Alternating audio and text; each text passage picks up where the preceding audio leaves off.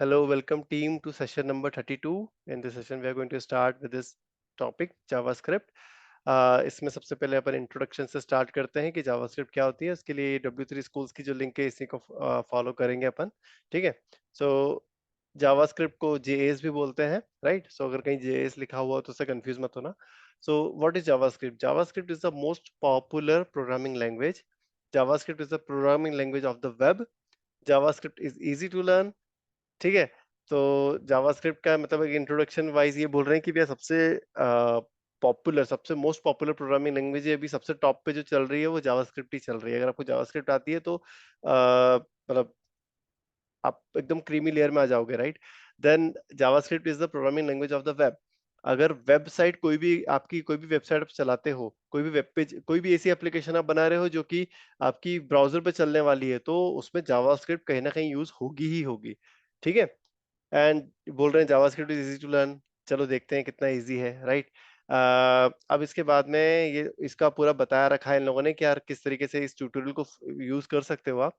Then ये बोल रहे हैं कि क्यों हमें जावास्क्रिप्ट पढ़ने की आवश्यकता क्यों है। JavaScript is the one of the three languages all web developer must learn in case you are planning to develop a web application, or in case you are trying to understand how the web application works। तो आपको ये तीन programming languages हैं जो सीखना compulsory है। उसके बगैर आप मतलब नहीं समझ पाओगे कि वेब कैसे काम करता है, वेब एप्लीकेशंस कैसे काम करती है। कौन कौन सी? HTML, CSS and JavaScript. So we have already covered these two, now we are covering the JavaScript. ठीक है। नाउ अब अपन जंप करते हैं नेक्स्ट पॉइंट पे, विच इज इंट्रोडक्शन। ठीक है। सो अब इंट्रोडक्शन में क्या है कि एक इसने ना, ये लोग एक विद एग्जांपल समझाएंगे कि व्हाट जावास्क्रिप्ट कैन डू। मतलब जावास्क्रिप्ट से आप क्या क्या कर सकते हो। जावास्क्रिप्ट से आप HTML कंटेंट को चेंज कर सकते हो। ठीक है। इसका ट्राई टू एसएल देखते हैं अपन। तो अगर आप इस बटन पे क्लिक करोगे तो ये जो वेब पेज आपको राइट हैंड साइड में दिख रहा है, उसका जो कंटेंट है वो मॉडिफाई कर देगी जावास्क्रिप्ट। देखो मैंने क्लिक करा तो यहाँ पे कंटेंट मॉडिफाई हो गया। ठीक है। देन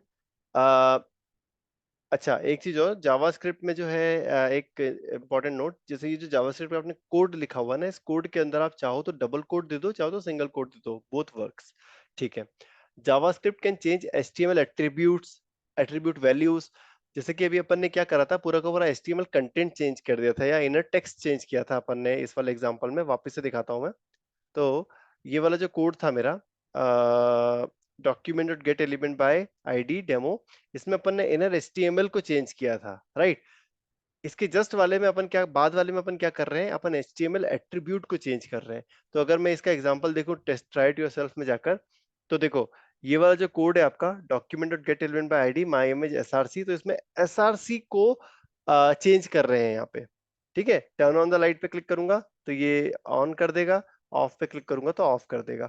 तो हम एक स्पेसिफिक, मतलब पूरे एलिमेंट को नहीं चेंज कर रहे हैं अपन, उस एलिमेंट का एक एट्रीब्यूट को ही चेंज कर रहे हैं using JavaScript. Next, JavaScript can change the HTML styles. Even आप CSS को भी मॉडिफाई कर सकते हो। जैसे कि एग्जांपल में यहाँ पे लिखा हुआ है कि इस एलिमेंट का स्टाइल में कौन सा प्रॉपर्टी चेंज करनी है अपने को, फॉन्ट साइज, और उसको क्या क्या वैल्यू देनी है, ये वाली, राइट? अब ट्राई टू योरसेल्फ में जाके अपन देखते हैं। तो ये देखो, ये आपका जावास्क्रिप्ट का कोड है जो कि एलिमेंट को लोकेट कर रहा है।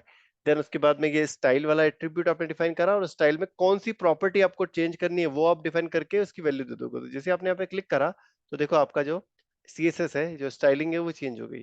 ठीक है। Next, JavaScript can hide an HTML elements. अगर आप मतलब इवन किसी एलिमेंट को अगर आपको हाइड करना है तो that you can also do using JavaScript. इस पे क्लिक करेंगे तो देखो ऊपर वाला एलिमेंट हाइड हो गया। ठीक है। देन नेक्स्ट है, JavaScript can show HTML element. अब इस पे क्लिक करा आपने, अगेन ट्राई टू योरसेल्फ पे गए। अब इस क्लिक में पे क्लिक करेंगे तो देखो हेलो जावास्क्रिप्ट जो है वो शो हो गया। ठीक है। सो ये जो जितने भी HTML पेजेस में जो आप रन टाइम पे चेंजेस देख रहे हो, ये सारे चेंजेस कौन परफॉर्म कर रहा है? जावास्क्रिप्ट परफॉर्म कर रही है। ठीक है। अब आपका जो वेब पेज है उसमें जावास्क्रिप्ट को आप कहाँ कहाँ लिख सकते हो, राइट? अपन ने देखा है यार, जैसे अपन ट्राई टू योरसेल्फ पे जाए अपन, तो ये आपका पूरा का पूरा HTML का पेज है। तो इस HTML पेज में आप अपनी जावास्क्रिप्ट को कहाँ कहाँ लिख सकते हो ये बता रहे हैं यहाँ पे। ठीक है। तो सबसे पहली बात तो ये है कि आप क्या करो, जो आपका पेज है उस पेज के अंदर एक स्क्रिप्ट का ऐसा टैग बनाओ और उसको क्लोज करो और उसके बीच में जो भी आप जावास्क्रिप्ट कोड लिखना चाहो वो पूरा का पूरा कोड लिख दो। ठीक है, तो एक पहला तरीका तो ये है। दूसरा, जावास्क्रिप्ट क्या फंक्शंस एंड इवेंट्स को भी आप डिफाइन कर सकते हो। ठीक है, जावास्क्रिप्ट को आप हेड या फिर बॉडी कहीं पे भी रख सकते हो। ठीक है, अगर आप जैसे हेड के अंदर एक एग्जांपल दिया हुआ है कि कैसे लिख सकते हो आप, हेड वाले टैग के अंदर एक स्क्रिप्ट वाला टैग बनाओ, स्क्रिप्ट वाले टैग को क्लोज करो और उसके अंदर आपको जो भी जावास्क्रिप्ट कोड लिखना है वो लिख दो डायरेक्टली। ठीक है, जावास्क्रिप्ट का जो कोड है, right, this is your code. इस कोड को आप किसी फंक्शन के अंदर भी लिख सकते हो, चाहो तो आप डायरेक्टली भी लिख सकते हो विदाउट एनी फंक्शन। ठीक है, जावास्क्रिप्ट को अपन इवन बॉडी में भी पुट डाउन कर सकते हैं अपने एचटीएमएल की। ठीक है, अब आप देखो तो ये आपकी बॉडी स्टार्ट हो रही है और ये बॉडी एंड हो रही है और बॉडी के बीच में एक स्क्रिप्ट का टैग लगा रखा है उन्होंने, उसे क्लोज कर रखा है और बीच में जो जावास्क्रिप्ट कोड है वो डाल रखा है। ठीक है, देन नेक्स्ट है, आप जावास्क्रिप्ट को एचटीएमएल के अंदर एम्बेड करने के बजाय आप उस कोड को एक एक्सटर्नल फाइल में सेव करके रख सकते हो और उसको डायरेक्टली रेफर कर सकते हो। तो उस जो एक्सटर्नल फाइल में आप ये कोड को डालोगे तो उसका जो एक्सटेंशन रहेगा वो रहेगा डॉट जेएस। जब इस फाइल को आप सेव करोगे तो उस फाइल का जो नाम, जो भी नाम देना वो नाम दो और उसका जो एक्सटेंशन है वो आप यूज करोगे डॉट जेएस का। ठीक है, एचटीएमएल पेज आपके डॉट एचटीएमएल एक्सटेंशन से स्टोर होते हैं। सीएसएस जो स्टाइल शीट वाली आपकी जो कोड है वो आपके डॉट सीएसएस से स्टोर होते हैं और जावास्क्रिप्ट जो है वो डॉट जेएस से स्टोर होते हैं। ठीक है, और इस जावास्क्रिप्ट की जो फाइल है इसको अगर आपको लिंक करना है विथ योर एचटीएमएल पेज तो उसके लिए आप क्या करोगे, आप स्क्रिप्ट वाले टैग के अंदर ये एसआरसी वाला जो एट्रीब्यूट है इसके अंदर उस फाइल का पाथ मेंशन कर दोगे तो आपका ये वाली जो फाइल है जावास्क्रिप्ट वाली फाइल है आपके एचटीएमएल पेज से लिंक हो जाएगी। ठीक है, अब एक्सटर्नल जावास्क्रिप्ट के एडवांटेजेस क्या है, placing scripts in external files have some advantages, it separates the HTML and code. देखो जावास्क्रिप्ट का कोड और सीएसएस का कोड और एचटीएमएल का कोड अगर एक ही फाइल में डाल दिया तो आपकी फाइल कितनी बड़ी हो जाएगी, आपको उसमें मेंटेनेंस में और अंडरस्टैंडिंग में कितनी डिफिकल्टी आएगी, उसको पढ़ने में कितनी डिफिकल्टी आएगी। यही अगर आप तीनों चीजों को सेपरेट रखो, एचटीएमएल का कोड सिर्फ एचटीएमएल फाइल में रखो, सीएसएस का एक सीएसएस फाइल में रखो, जावास्क्रिप्ट एक सेपरेट जावास्क्रिप्ट फाइल में रखो, तो वो आपके एचटीएमएल और जो आपका जावास्क्रिप्ट इनका कोड है उनको सेपरेट रखेगा। It makes HTML and JavaScript easier to read and maintain. Cached JavaScript files can speed up the page loads. ठीक है, अगर जब भी आप जैसे फाइल अपन अपनी साइट को लोड करते हैं तो कैशे में क्या करता है, ब्राउजर आपकी जावास्क्रिप्ट की फाइल को स्टोर करके रख लेता है। तो उससे क्या होता है कि आपकी जो पेज है उसकी लोडिंग की स्पीड भी काफी इंप्रूव हो जाती है। ठीक है, और आपने अगर सेपरेट आउट रख रखा है तो आपकी सेम जावास्क्रिप्ट की फाइल आप मल्टीपल पेजेस में लिंक कर सकते हो, तो आपका कोड डुप्लीकेशन भी काफी हद तक बच जाएगा। ठीक है, और इवन एक सिंगल पेज में आप मल्टीपल जावास्क्रिप्ट्स को भी लिंक कर सकते हो, जैसे यहाँ पे आपको दिख रहा है एग्जांपल, स्क्रिप्ट टैग में पहले स्क्रिप्ट टैग में पहली जावास्क्रिप्ट लिंक कर रखी है और दूसरे इसमें दूसरी जावास्क्रिप्ट वाली फाइल लिंक कर रखी है। ठीक है, इन केस अब देखो यहाँ पे क्या है, जो एसआरसी है उसमें आप डायरेक्टली उस फाइल फाइल का नाम तो देना ही देना है, पर इन केस अगर वो फाइल आपकी किसी मतलब पब्लिक यूआरएल पे पड़ी हुई है तो what you will do, you will put down the whole URL, जो अपना एब्सोल्यूट यूआरएल है वो पूरा पास करके आप एक्सटर्नल जावास्क्रिप्ट जो है पब्लिक यूआरएल पे आप उसे लिंक कर सकते हो। ठीक है, अगर आपके फोल्डर के अंदर जैसे आपके पूरे प्रोजेक्ट का जो फोल्डर है उसके अंदर ही आपकी जावास्क्रिप्ट फाइल कहीं स्पेसिफिक फोल्डर में पड़ी हुई है तो आप इस तरीके से उसको ट्रैवर्स कर सकते हो by using the slashes and folder names. ठीक है, नाउ नेक्स्ट सी, अपन देखते हैं कि जावास्क्रिप्ट जब अपन रन करते हैं तो जो उसका आउटपुट है वो अपन किस किस प्लेस पे ले सकते हैं, where we can get the output of our JavaScript code. ठीक है, तो जावास्क्रिप्ट के कोड का आउटपुट आप चाहो तो अपने एज एन इनर एचटीएमएल ले लो, मतलब जो अपना वेब पेज है, ये आपका वेब पेज है, right, this is your web page. तो जावास्क्रिप्ट को रन करके आप इसी वेब पेज की जो अपना पेज है उसी के एचटीएमएल में ही आप उसका आउटपुट ले लो। एक तरीका तो ये होता है। दूसरा होता है डॉक्यूमेंट डॉट राइट। अब डॉक्यूमेंट डॉट राइट क्या करता है, ये आपके पूरे वेब पेज को ही ओवरराइट कर देता है, तो जो भी आपने जैसे यहाँ पे दिख रहा है आपको H2 वाला कोड दिख रहा है, यहाँ पे P दिख रहा है आपको, राइट, तो ये जो है ना ये पूरी पूरी चीजें ओवरराइट हो जाएंगी यूजिंग डॉक्यूमेंट डॉट राइट। ठीक है, writing into HTML using HTML output using document dot write. Then we have window dot alert. आप चाहो तो जावास्क्रिप्ट के कोड से एक अपना जो भी आउटपुट है उसको in the form of JavaScript alert आप ले सकते हो। Then we have console dot log.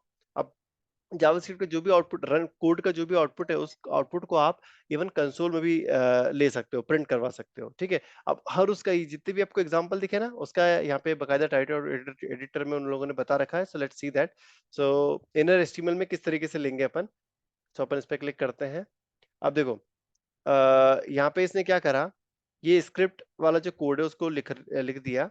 इसके अंदर इन्होंने क्या किया, सबसे पहले तो उस एलिमेंट को लोकेट करा using this document dot gate element by ID code. ठीक है, और इस एलिमेंट को लोकेट करने के बाद में उसका जो इनर एचटीएमएल में उसमें ये वाली वैल्यू सेट कर दी। तो एक काम करते हैं, पहले तो मैं इसको रखता हूँ, मान लो 10 रख देता हूँ, पी के अंदर 10 रख देता हूँ, राइट। और अब मैं इसे रन करता हूँ तो देखो इवन स्टिल यहाँ पे 11 वाली वैल्यू ही आ रही है। क्यों आ रही है, क्योंकि जैसे ही मेरा ये पूरा पेज लोड हुआ तो इसने 10 को ओवरराइट करके ये 11 वाली वैल्यू पुट कर दी। 5 + 6 = 11 होता है, राइट। तो वो 11 वाली वैल्यू इस इनर एचटीएमएल में सेट हो गई। अब एक काम करता हूँ मैं, ना इसमें यहाँ पे लिखता हूँ ऑन क्लिक, लिख देता हूँ यहाँ पे सी ऑन CLIC के क्लिक इक्वल टू, और डबल कोट में जो मेरा जो स्क्रिप्ट वाला कोड है ये पूरा का पूरा कट करता हूँ और यहाँ डाल देता हूँ। और एक चीज ध्यान रखना भैया, डबल कोट के अंदर डबल कोट नहीं आ सकता, तो सिंगल कोट कर देते हैं इसको। अब मैं रन करता हूँ तो देखो इनिशियली आपकी वैल्यू 10 है, अब मैं जैसे ही इस पी पे क्लिक करूंगा तो वैल्यू हो जाएगी 11। ठीक है, तो यहाँ पे क्या हुआ है, ये ऑन क्लिक वाला जो अपन ने इवेंट लिस्नर लगा दिया था, इसने क्या करा, जैसे ही इस पे क्लिक एक्शन परफॉर्म हुआ 10 पे, तो उसने ये वाला कोड रन कर दिया आपका जावास्क्रिप्ट का। और इस कोड ने क्या करा, आपके पी के इनर एचटीएमएल को अपडेट कर दिया, चेंज कर दिया विद दिस वैल्यू। ये कैलकुलेशन परफॉर्म करके 5 + 6 को परफॉर्म करा और इस इनर एचटीएमएल को रिप्लेस कर दिया। ठीक है, so this is how you can get मतलब जावास्क्रिप्ट से आप इनर एचटीएमएल को मॉडिफाई कर सकते हो। अब यहाँ पे ये ऑन क्लिक क्या है, ऑन क्लिक एक इवेंट लिस्टर है। इस तरीके से ये ऑन क्लिक और ऑन चेंज या ऑन लोड, इस तरीके से बहुत सारे आपके पास इवेंट लिस्टर्स हो सकते अवेलेबल है।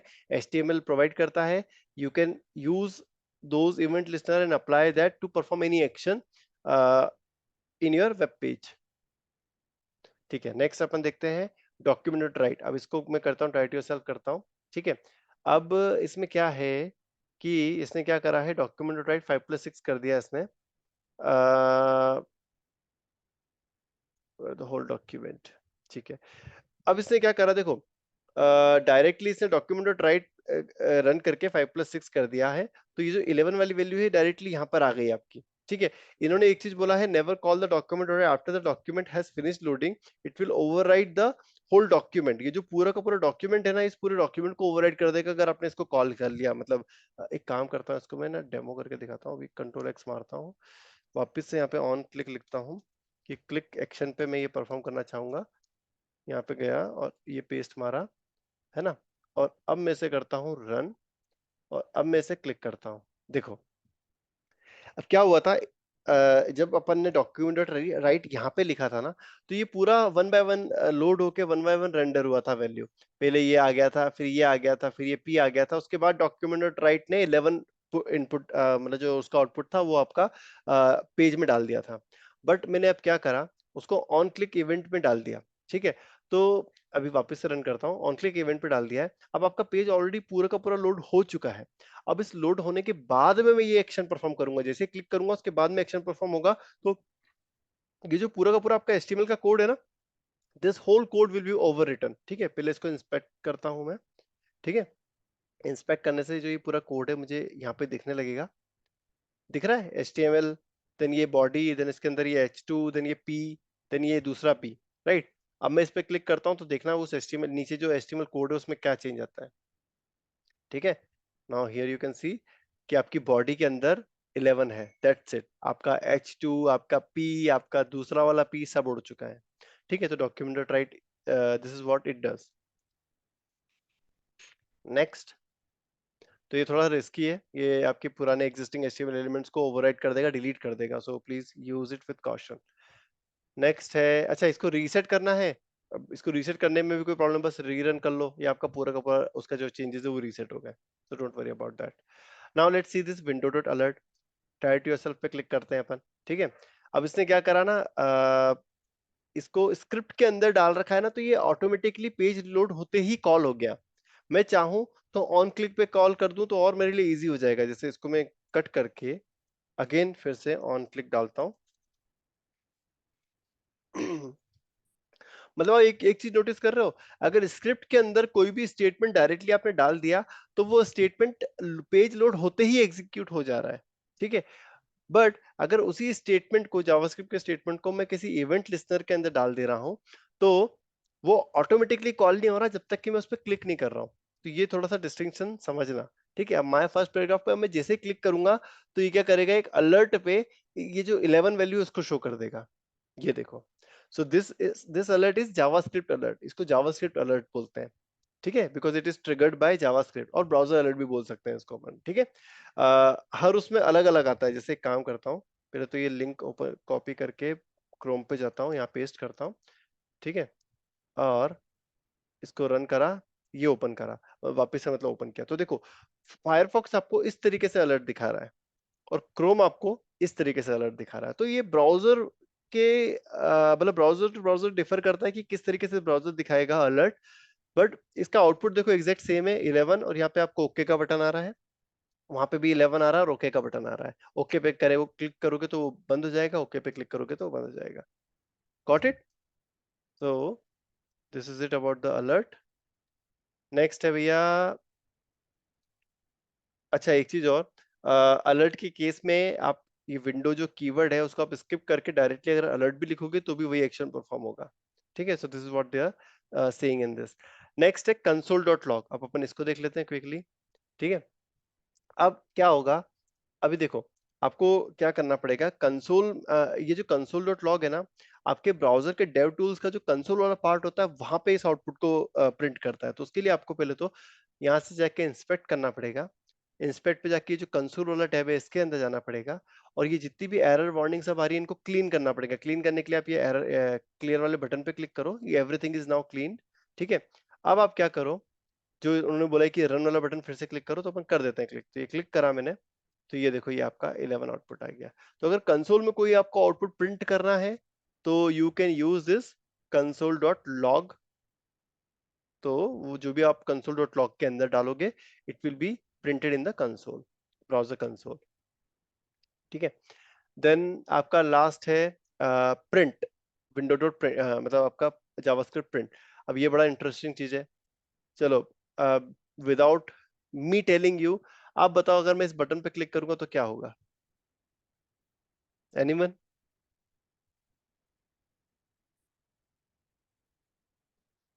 कोई गेस करना चाहता है, अगर मैं इस बटन पे क्लिक करूंगा तो क्या होगा? जो कोड यहाँ पे लिखा हुआ वो लिखा हुआ विंडो डॉट प्रिंट, है ना। इस बटन पे मतलब जावास्क्रिप्ट का कोड लिखा हुआ विंडो डॉट प्रिंट, और इस बटन पे मैं जैसे क्लिक करूंगा तो ये वाला जावास्क्रिप्ट का कोड रन हो जाएगा, ठीक है। So I believe no one is able to guess, तो कोई दिक्कत नहीं, मैं क्लिक करता हूँ तो आप खुद देखना क्या होगा। Can anyone tell me what has happened?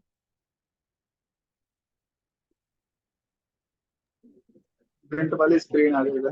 Yes, अपन जब कंट्रोल पी दबाते हैं तो जो प्रिंट वाला मतलब स्क्रीन रहती है ना, वो वाली स्क्रीन यहाँ पे आ गई, वो ऑप्शन आपको दिखने लगा है, ठीक है। तो ये कैसे हुआ? हाँ, ये जावास्क्रिप्ट के विंडो डॉट प्रिंट वाले फंक्शन से हुआ है। बस ये वाला अपन ने कोड कॉल करा तो वो पूरा का पूरा पेज जो है वो प्रिंट होने लगा है, राइट। और देखो, आप प्रिंट वाले बटन पे इस पे क्लिक कर रहे हो ना, तो ये सिर्फ इतना इतना ही पार्ट जो है ना, इतना इतना ही पार्ट आपका प्रिंट हो रहा है, बाकी ये बाकी चीजें नहीं हो रही है प्रिंट। आप देखो, नोटिस करो, जूम करता हूँ हल्का सा, जूम कैसे होता है यार, जूम का बटन नहीं दिया इनने यार, दिख रहा है सर, वैसे कि वही वाला कॉपी होगा। है ना, देखो दिख रहा है ना, वही वही का उतनी उतनी चीजें आई हैं, बाकी कुछ नहीं आया है, ठीक है। So this is another way, ठीक है। तो ये सारे तरीके हैं जिससे आप क्या कर सकते हो, जावास्क्रिप्ट में कोई भी एक्शन परफॉर्म करके उसका जो आउटपुट है, कैलकुलेशन वगैरह या व्हाटएवर, उसको परफॉर्म करके उसका आउटपुट आप इन तरीकों से देख सकते हो at in your using your JavaScript और ब्राउजर इटसेल्फ। अब जावास्क्रिप्ट में जो स्टेटमेंट्स क्या होते हैं, ठीक है, स्टेटमेंट में क्या होते हैं, जैसे कि मान लो कि आपने कोई वेरिएबल डिफाइन करा, या वेरिएबल में कोई वैल्यू असाइन करी, या आपने कोई कैलकुलेशन परफॉर्म करा, है ना, या आप मतलब anything anything any line that you are writing which is uncommented, जो कि कमेंट नहीं है, और उस लाइन से कोई ना कोई आपके प्रोग्राम में कोई ना कोई इम्पैक्ट आएगा, तो उसको बोलते हैं ये लोग स्टेटमेंट, ठीक है। Every line is a statement. और आपके जो जावास्क्रिप्ट के जो प्रोग्राम्स रहते हैं वो हमेशा सेमीकोलन से एंड होते हैं। It's compulsory to put down the semicolon, अगर नहीं डाला तो सिंटैक्स एरर आएगी आपको। ठीक है, so please keep this in mind. ये पहली लाइन यहाँ पे खत्म हो रही तो उन्होंने सेमीकोलन डाला, फिर न्यू लाइन में आके दूसरा कोड लिखा, उसमें सेमीकोलन डाल के उसको एंड करा, फिर न्यू लाइन पे चलेगा वो। तो ये 1 2 3 4 ये जो आपको दिख रहे हैं ये सारे आपके स्टेटमेंट्स हैं। ठीक है। जावास्क्रिप्ट का प्रोग्राम क्या होता है? A computer program is a list of instructions to be executed by computer. ये इन जेनरिक बता रहे हैं कि कंप्यूटर प्रोग्राम क्या होता है। इसमें क्या करते हैं अपन, लिस्ट ऑफ इंस्ट्रक्शंस देते हैं जो कि कंप्यूटर के द्वारा एग्जीक्यूट किया जाता है और उससे कुछ ना कुछ चेंजेस हमें देखने को मिलते हैं। ठीक है। In a programming language these programming instructions are called statements. A JavaScript program is a list of programming statements. ठीक है। तो ये जो स्टेटमेंट्स जो अपन यहाँ पर लिख रहे हैं ना, जो अभी तक जितने भी एग्जांपल अपन ने देखे हैं, these are all your statements. ये भी स्टेटमेंट है। Then console.log is also a statement. ये सारे आपके स्टेटमेंट के एग्जांपल है। ठीक है। और अगर आपने मल्टीपल स्टेटमेंट एक जगह लिख दिया तो वो it will be called as JavaScript program. ठीक है। एंड जावास्क्रिप्ट का जो प्रोग्राम है वो हमेशा वेब ब्राउजर पे ही रन होगा। अभी जो अपना स्कोप है वो वेब ब्राउजर ही है। सो जो भी जावास्क्रिप्ट के अपन कोड बनाएंगे या प्रोग्राम बनाएंगे वो हमेशा वेब ब्राउजर पे ही एग्जीक्यूट होंगे। ठीक है। ठीक है, नेक्स्ट अब क्या है इसमें, सेमीकोलन का बता चुका हूं मैं ऑलरेडी आपको। हाँ, एक चीज और, सेमीकोलन से एक एडवांटेज ये है कि आप मल्टीपल स्टेटमेंट्स को एक सिंगल लाइन में भी लिख सकते हो। ठीक है। तो a = 5, b = 6 और c = a+b। इसमें क्या है, सेमीकोलन से उसने आइडेंटिफाई कर लिया कि ये वाला स्टेटमेंट यहाँ खत्म हो गया, अब दूसरा स्टेटमेंट यहाँ पे खत्म हो गया और तीसरा स्टेटमेंट यहाँ पे खत्म हो गया। तो सेमीकोलन का एक ये भी मतलब एडवांटेज है कि when separated by semicolon multiple statement can be written in one line. ठीक है। और जो वाइट स्पेसेस है, जैसे ये स्पेस दिख रही है आपको, इधर स्पेसेस दिख रही है, तो जावास्क्रिप्ट उसे कंप्लीटली इग्नोर कर देती है। आप जितनी वाइट स्पेस देना चाहो दे दो, जितना टैब इंडेंटेशन देनी है दे दो। ठीक है। उसको तो बस सेमीकोलन से मतलब है कि भैया जो सिंटेक्स है उसका सेमीकोलन है। ठीक है। और हर कीवर्ड के बाद में आपको स्पेस देना जरूरी है। जैसे लेट एक कीवर्ड है और ये आपका वेरिएबल का नाम है, तो इसके बीच में एक स्पेस देना आवश्यक है। इसके बाद में आप स्पेस दो मत दो, इट डजंट मैटर, बट अगर आप स्पेस दोगे तो आपके प्रोग्राम की रीडेबिलिटी इंप्रूव करेगा। So it is encouraged to give spaces. ठीक है। जैसे यहाँ पे आपको दिख रहा है let X equal to Y plus Z, तो यहाँ पे दिख रहा है ये वाला स्पेस, देन उसके बाद में ये वाई के बीच का स्पेस, देन ये एक्स और वाई के बीच में जो इक्वल टू उसके आसपास जो स्पेस दिया हुआ है, तो ये स्पेस जरूरी नहीं था। आप चाहो तो दो या मत दो, but it is recommended to give. ठीक है। ठीक है, ये तो ठीक है, that is all right now. Okay. JavaScript code blocks ये क्या होता है? अगर मान लो आपका कुछ ऐसा आप प्रोग्राम बना रहे हो या कुछ ऐसा आप कोड लिखना चाह रहे हो जिसको आप चाहते हो कि यार वो पूरा का पूरा कोड एक बंच जो है, पूरा का जो बंच ऑफ कोड है वो एक साथ रन हो। ठीक है। और वो एक साथ ही रन होके पूरा जो भी उसका एक्शन परफॉर्म करना है वो एक्शन परफॉर्म करे। तो आप क्या कर सकते हो, उस पूरे कोड को करली ब्रैकेट में एक कोड ब्लॉक बना सकते हो, उसको करली ब्रैकेट में डाल के। अब करली ब्रैकेट में अगर आपने डाल दिया तो वो रन नहीं होगा बाय डिफॉल्ट। ठीक है। उसको रन करने के लिए आपको ये वाला जो पार्ट है ये भी डिफाइन करना पड़ेगा। फंक्शन एक कीवर्ड होता है और उसके बाद में आपको अपने फंक्शन का नाम देना पड़ेगा विथ दिस राउंड ब्रैकेट्स। तो इस कोड ब्लॉक को रन करने के लिए आपको इस फंक्शन को कॉल करना पड़ेगा जहां पे भी आप चाहो। ठीक है। अब मैं ट्राई टू योरसेल्फ में जाता हूँ और आपको दिखाता हूँ। देखो, अपने पास में ये दो स्टेटमेंट थे जिसको अपन ने इस कोड ब्लॉक में पुट कर दिया था। ठीक है। इस कोड ब्लॉक को अपन ने नाम दिया था माय फंक्शन। तो जैसे मैं क्लिक में पे कॉल क्लिक करूंगा ना, तो देखो यहाँ पे इन्होंने क्या कॉल करा है, माय फंक्शन को कॉल करा है। तो माय फंक्शन क्या है, इस पूरे पूरे कोड ब्लॉक को कॉल कर देगा, रन कर देगा। ठीक है, चलो मैं रन करता हूँ, सॉरी क्लिक में पे क्लिक करता हूँ तो देखना क्या होगा। ये आ गया, हाय डॉली हाउ आर यू। तो ये वाला भी कोड रन हुआ मेरा, ये वाला भी कोड रन हुआ। ठीक है। सो कोड ब्लॉक क्या होता है, एक फंक्शन क्या होता है, इन जेनरिक आपको थोड़ा सा यहाँ पे क्लियर हुआ होगा। नाउ नेक्स्ट क्या है यहाँ पे, इन जेनरिक जावास्क्रिप्ट में कौन कौन से कीवर्ड्स होते हैं, ये पूरा रेफरेंस यहाँ पे बताया गया है। आप कभी भी कोई वेरिएबल बनाओ या अपना खुद का फंक्शन बनाओ तो please don't use these, in names को मत यूज करना, अदरवाइज आपका कोड जो है वो नहीं चलेगा। जो ये प्री डिफाइंड लिस्ट है, इनको आप मतलब इनको यूज करके इनका जो काम है वो कर सकते हो, बट आपके खुद के वेरिएबल या खुद के फंक्शन को ये नाम नहीं दे सकते आप। ठीक है। 1 सेकेंड, अरे ये क्या हो गया यार, 1 मिनट ना। अरे यार ये क्या हो गया?